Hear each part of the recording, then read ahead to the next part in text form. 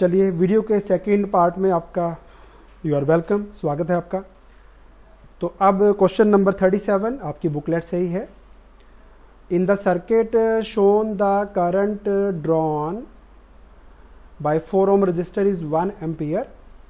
जब P और M को कनेक्ट करते हैं एक DC वोल्टेज सोर्स से, the potential difference between point M and N is, M और N जो पॉइंट्स हैं इनके बीच में कितना पोटेंशियल डिफरेंस होगा, दैट इज अ क्वेश्चन।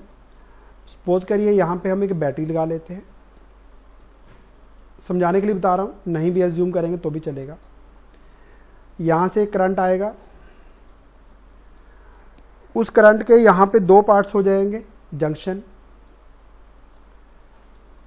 और ये करंट आगे जाके फिर 2 पार्ट्स में डिवाइड होता है। तो 4 ओम का जरा ध्यान से देखेंगे, मैं लाइन ड्रॉ कर रहा हूं। 4 ohm is directly connected to battery of V volt, जो भी वोल्टेज है बैटरी का, और 4 ओम का जो दूसरा एंड है वो भी डायरेक्टली कनेक्टेड है बैटरी के दूसरे एंड से। तो जितने वोल्ट 4 ओम के अक्रॉस हैं उतने ही वोल्ट बैटरी के भी हैं। तो करंट आ रहा है इसमें से 1 एम्पियर।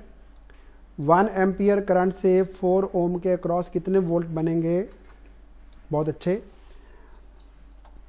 4 into 1 volt, 4 volt. लेकिन 4 ओम 3 ओम के पैरेलल है, या यूं कहो कि ये जो नीचे को करंट आ रहा है ना, ये पूरा का पूरा कॉम्बिनेशन ये भी बैटरी से डायरेक्टली कनेक्टेड है।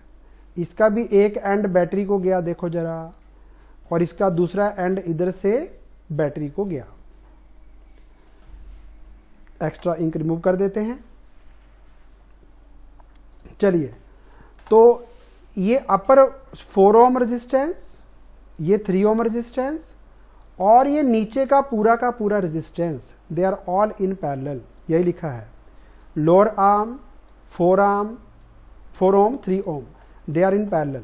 तो उनका पोटेंशियल डिफरेंस सबका सेम होगा, ईच इक्वल टू 4 वोल्ट।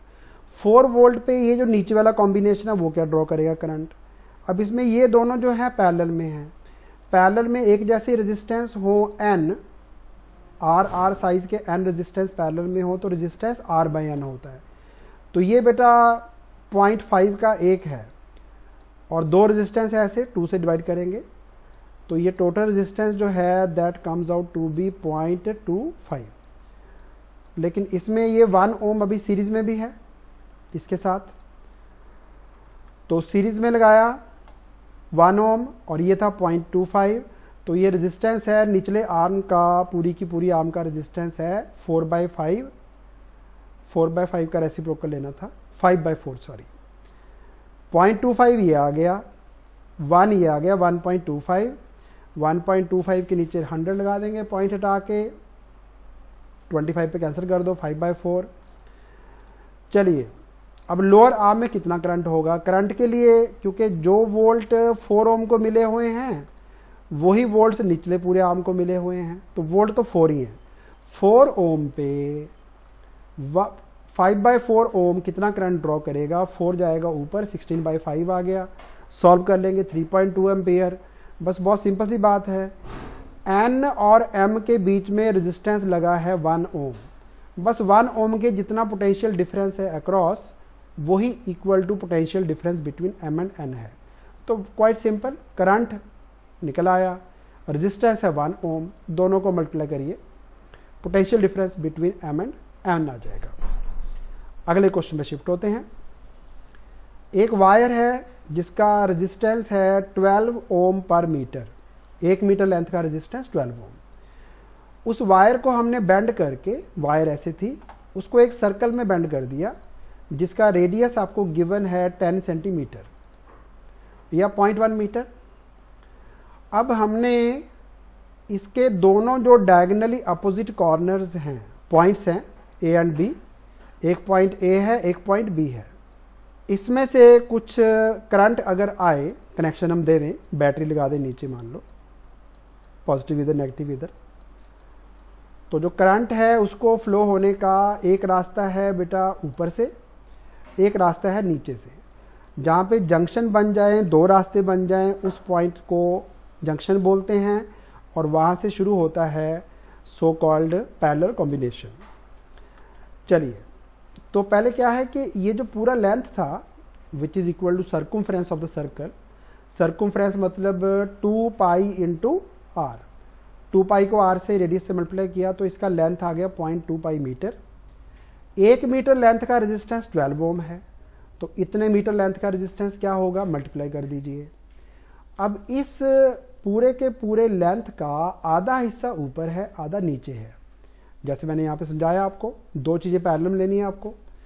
तो अपर पार्ट का रेजिस्टेंस होगा, इसका हाफ कर दो 1.2 पाई।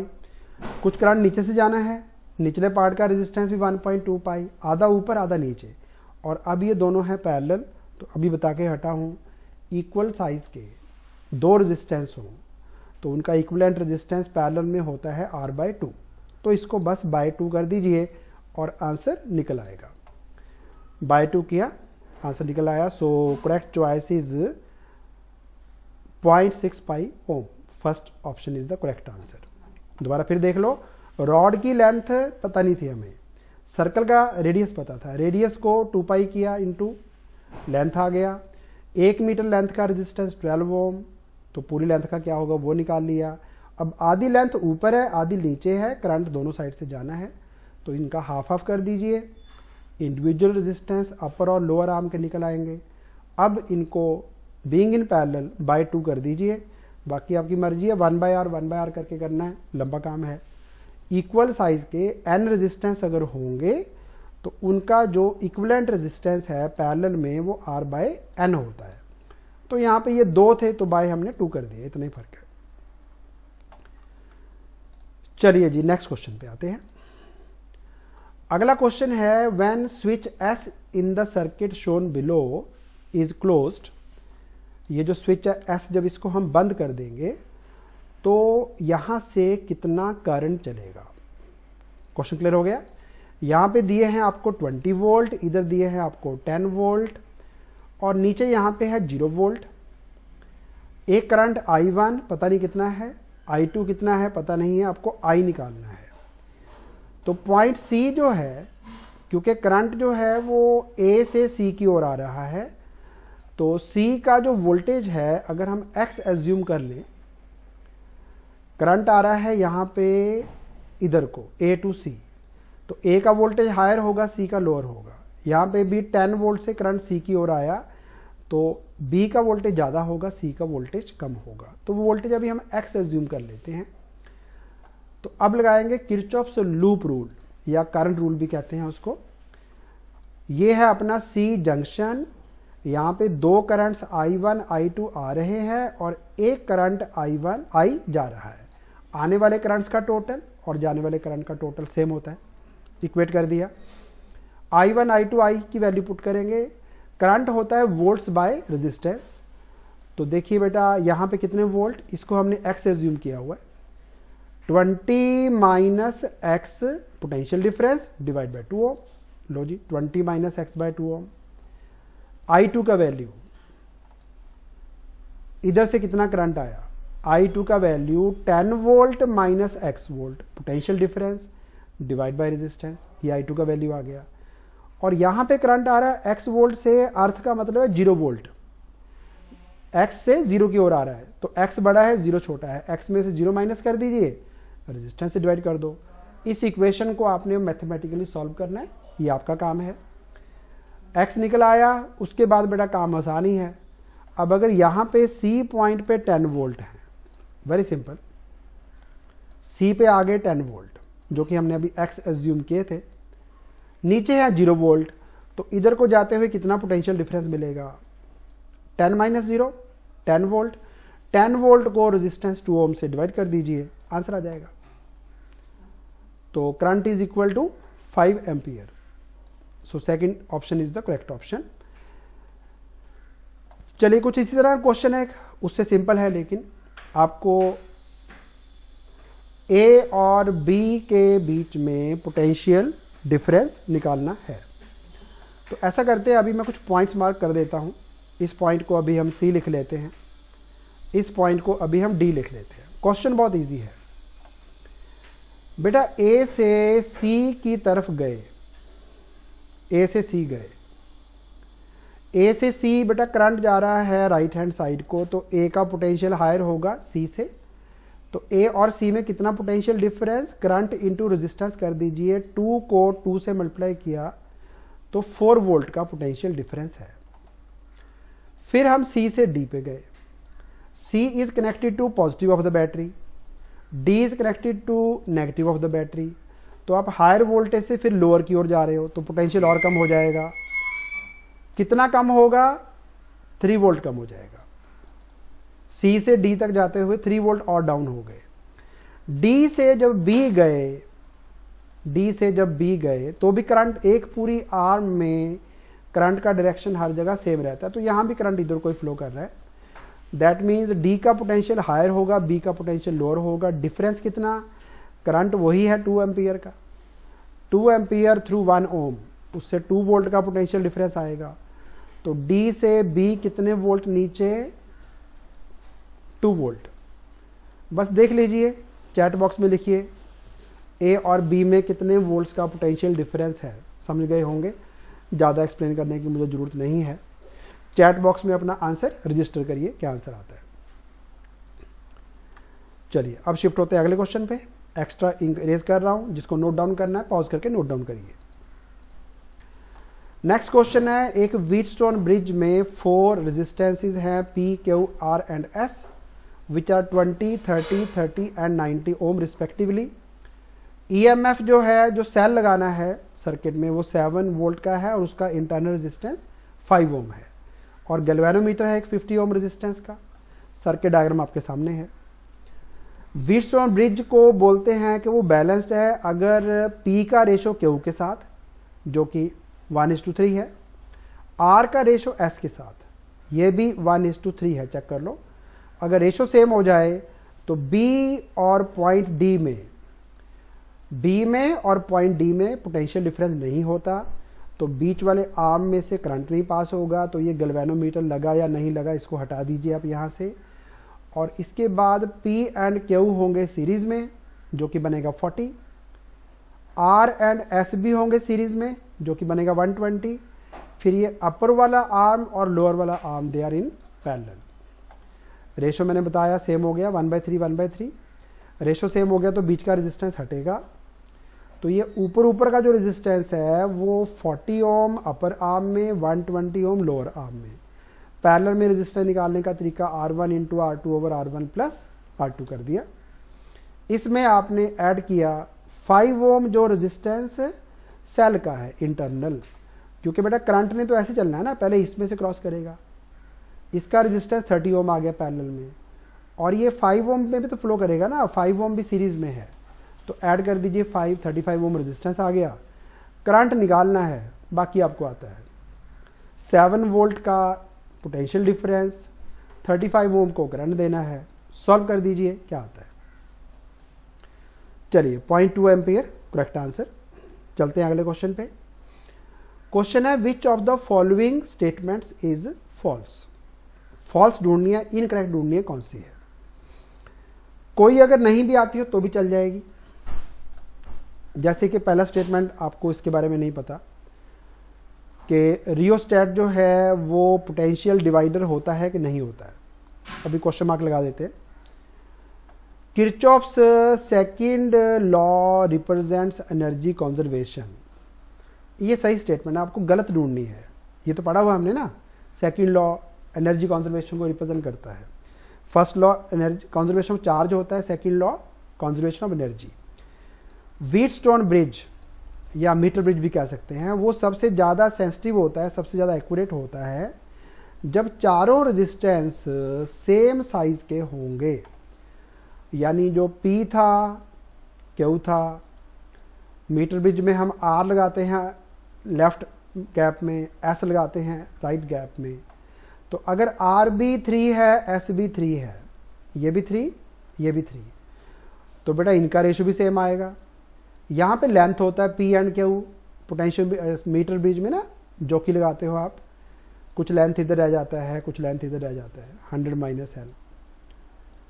तो जो रेशो लेंथ्स की रहती है वही रेशो रहती है रेजिस्टेंसेस की।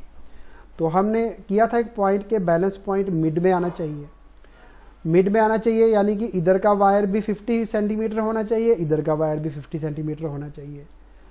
तो 50-50 मतलब भी दोनों लेंथ बराबर के आने चाहिए। दोनों लेंथ बराबर के होंगे, दैट मीन्स ये दोनों रेजिस्टेंस भी सेम साइज के होने चाहिए। तो जब ये रेजिस्टेंस ही सारे बराबर साइज के होते हैं, उस केस में जो पोटेंशियोमीटर जो मीटर ब्रिज है, गलत बोल दिया, व्हीटस्टोन ब्रिज, वो मैक्सिमम एक्यूरेसी से काम करता है। चलिए ये वाला पॉइंट भी ठीक हो गया।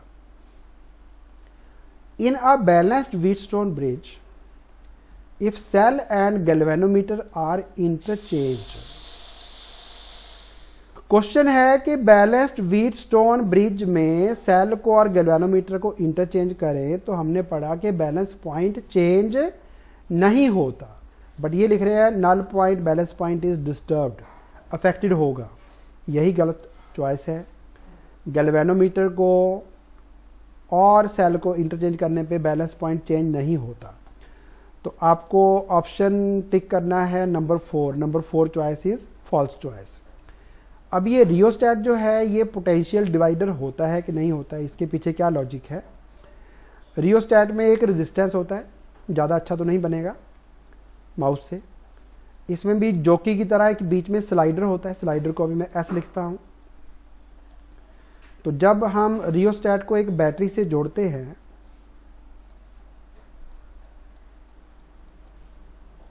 तो जो बैटरी का पोटेंशियल डिफरेंस है उसका कुछ पार्ट तो इधर आ जाएगा जो आप यूज करते हो।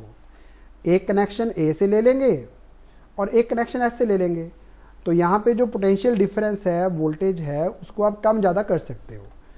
और ये वो पार्ट है जिसको आपने यूज़ नहीं करना, यानी आप पोटेंशियल जो है बैटरी का मान लो 12 वोल्ट है, 12 में से आपने 8 वोल्ट इधर सेट कर लिए और 4 वोल्ट यहाँ रख लिए बेटा। तो आप 4 वोल्ट को यूज़ नहीं कर रहे हो, 8 वोल्ट को यूज़ कर रहे हो।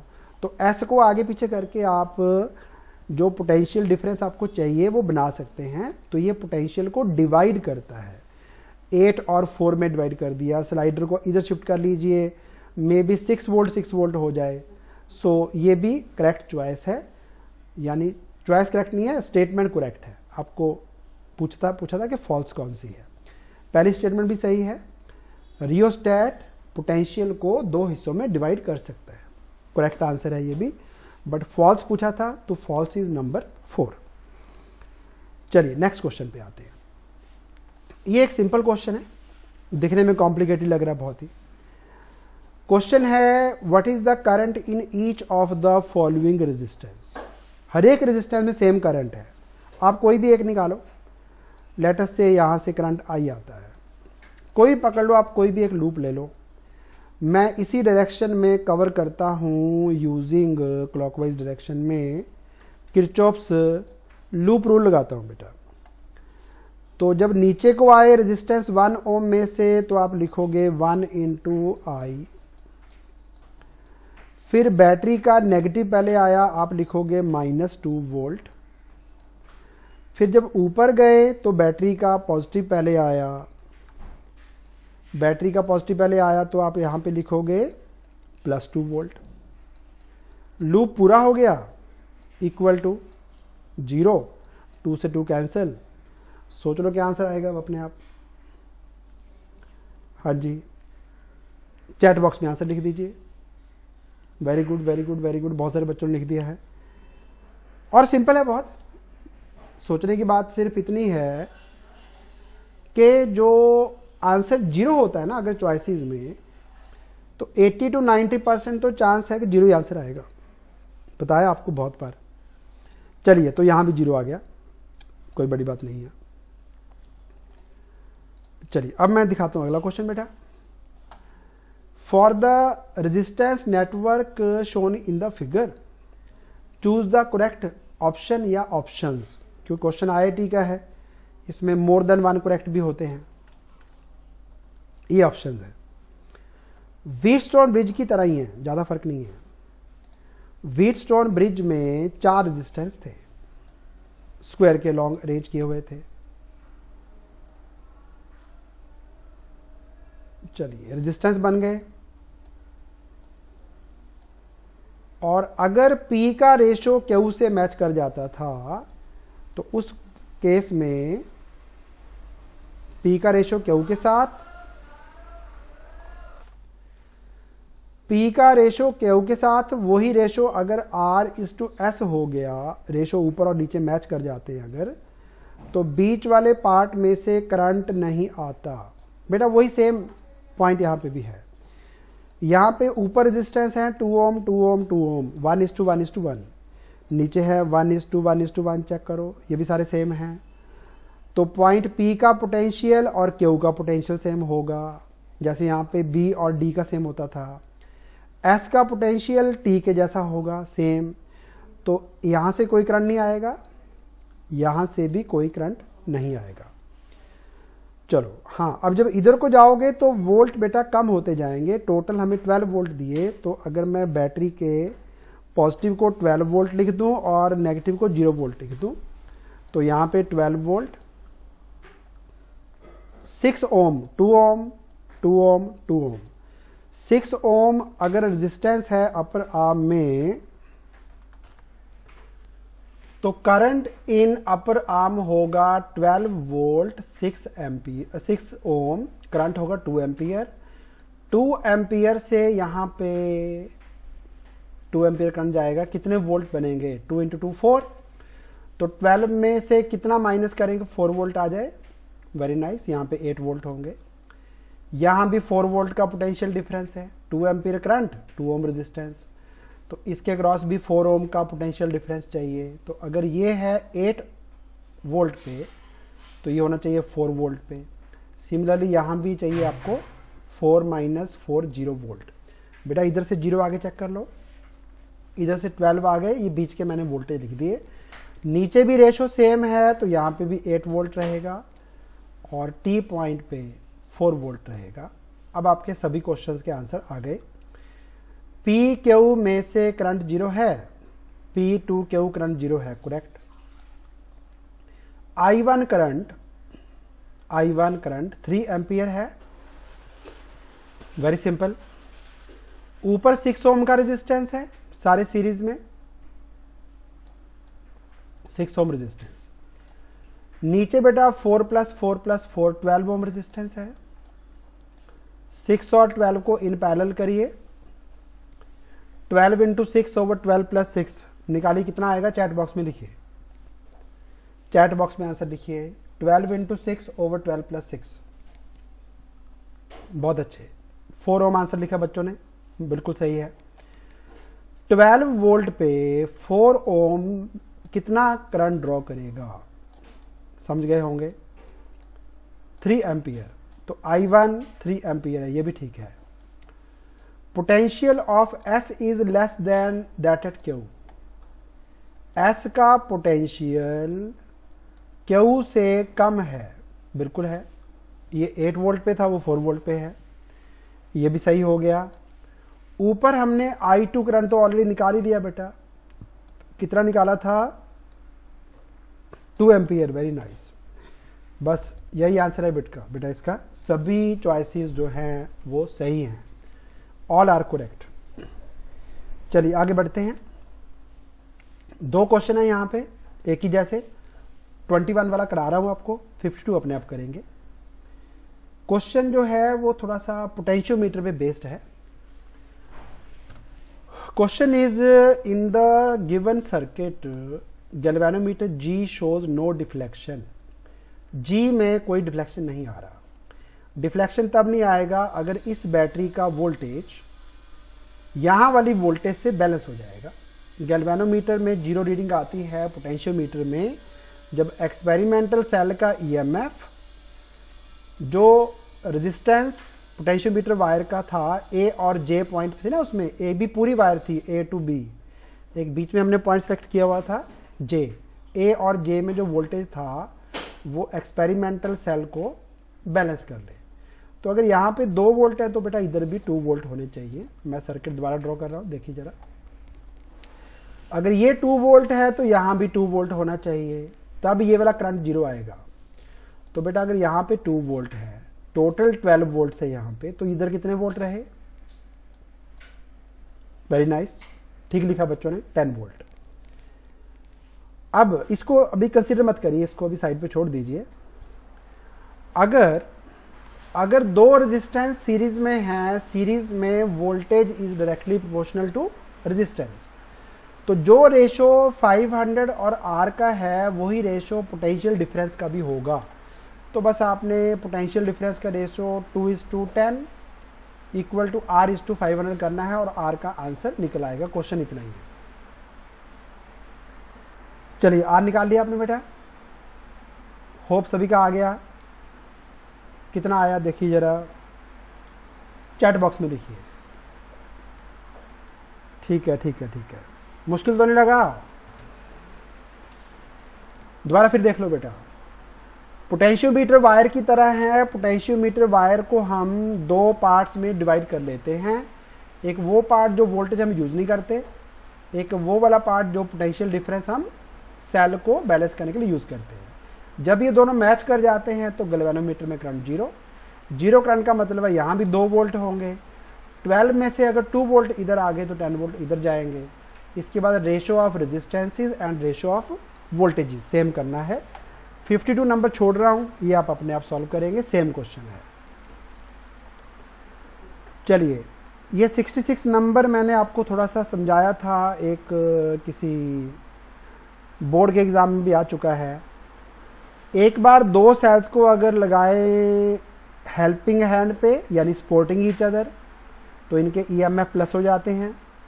जब सेल्स को लगाते हैं हम अगेंस्ट अपोजिंग ईच अदर तो ईएमएफ माइनस होते हैं। तो ये वाले केस में ईएमएफ कम होगा, बैलेंस पॉइंट छोटी लेंथ पे आ गया as per the question 10 centimetre पे। जब दोनों को सपोर्टिंग डायरेक्शन में लगाया हुआ था तो बैलेंस पॉइंट आया 50 सेंटीमीटर पे। क्वेश्चन है कि इनके ईएमएफ का रेशो निकालिए। तो ईएमएफ एक बार था E1 प्लस E2, अगर इसका पोटेंशियल ग्रेडियंट है K यानी कि पर centimetre of length potential difference K है, तो 50 सेंटीमीटर पे कितना पोटेंशियल डिफरेंस आएगा? 50 इंटू K, ये वाली लेंथ है 50 सेंटीमीटर, उसको K से मल्टीप्लाई कर दिया। ये वाला वोल्टेज जो है वो ईएमएफ को बैलेंस करेगा, equal to E1 plus E2। फिर दूसरी बार E1 माइनस E2 लिखेंगे तो 10 सेंटीमीटर पे बैलेंस हुआ, तो इतने लेंथ पे जो पोटेंशियल डिफरेंस है वो 10 इंटू K होगा। अब इसके बाद एक तरीका है, डिवाइड कर दीजिए दोनों को, देन अप्लाई कंपोनेंडो डिविडेंडो। दूसरा तरीका है K का वैल्यू पुट कर दीजिए। बहुत सारे मेथड हैं, अपने आप करते रहिए। आंसर 3:2 आएगा। चलिए, ये एक सिंपल क्वेश्चन है पोटेंशियोमीटर पे, क्विकली होने वाला। इंटरनल रेजिस्टेंस फाइंड करने के लिए फॉर्मूला लिखा था हमने, R equal to E/V minus 1 into capital R। Capital R is external resistance, E और V को हमने पोटेंशियोमीटर में लिखा था L1/L2। बैलेंस पॉइंट जब सेल से करंट नहीं ड्रॉ किया वो 52 सेंटीमीटर आ गया, या 52 लिख देना, L1 लिखना चाहिए यहाँ पे वैसे, इक्वल टू था L1/L2 minus 1 into R। L1 की जगह 52, L2 की जगह 40, और 40 सेंटीमीटर जब बैलेंस पॉइंट आया तब सेल के बाहर कितना रेजिस्टेंस था। बस वैल्यू डालनी है और आंसर आ जाएगा। चलिए आगे अपने सॉल्व करेंगे। 38 नंबर, अब हीटिंग इफेक्ट ऑफ करंट पे पहुंच गए, लास्ट पार्ट है चैप्टर का ये।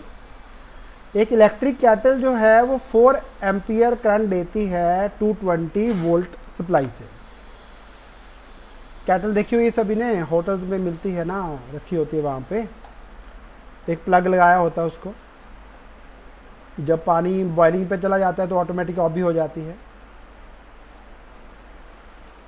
कुछ इस तरह की रहती है, नीचे एक बेस सा होता है जिस पे कैटल को टिकाना होता है, स्विच लगा होता है इधर एक हैंडल में। चलिए, तो पानी को हमें इंक्रीज करना है, टेम्परेचर 20 डिग्री C से इंक्रीज करके ले जाना है इसको 100 पे। तो कितने डिग्री C का चेंज? 80। Very nice. वाटर को कितनी हीट चाहिए गर्म करने के लिए, उसका एक फॉर्मूला था, heat required to increase the temperature of water, specific heat, कुछ बुक्स में ऐसे लिखा कुछ में सी लिखा हुआ है, into mass of water into increase in temperature. और वाटर की स्पेसिफिक हीट बड़ा याद रखना, या तो होती है 1 कैलोरी पर ग्राम, या तो ये वाले यूज़ कर लो, यानी जो केजी में मास गिवन है उसको ग्राम में चेंज कर लेना। एक और है 4186 जूल पर केजी, दोनों में से कोई भी यूज़ कर सकते हो, आपकी मर्जी है। तो अभी मैं कैलोरी से सॉल्व कर रहा हूँ, एक्स्ट्रा इंक पहले हटाता हूँ, जिसने नोट डाउन करना है ये वाला पार्ट नोट डाउन कर लो। वाटर की स्पेसिफिक हीट कैलोरी पर ग्राम में 1, जूल पर केजी में 4186। चलिए एक्स्ट्रा इंक इरेज करके सोल्यूशन पे आते हैं सीधे। तो सोल्यूशन में मास 100 ग्राम हो गई बेटा, केजी से ग्राम बना दिए।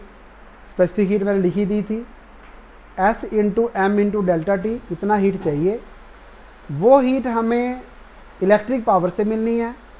इलेक्ट्रिक पावर होता है वोल्टेज इंटू करंट, पावर को इंटू टाइम कर देंगे, हीट एनर्जी निकल आएगी, लेकिन जूल में निकलेगी, ये कैलोरी में है। जूल के कैलोरी बनाने के लिए 4.186 से डिवाइड भी करना होता है।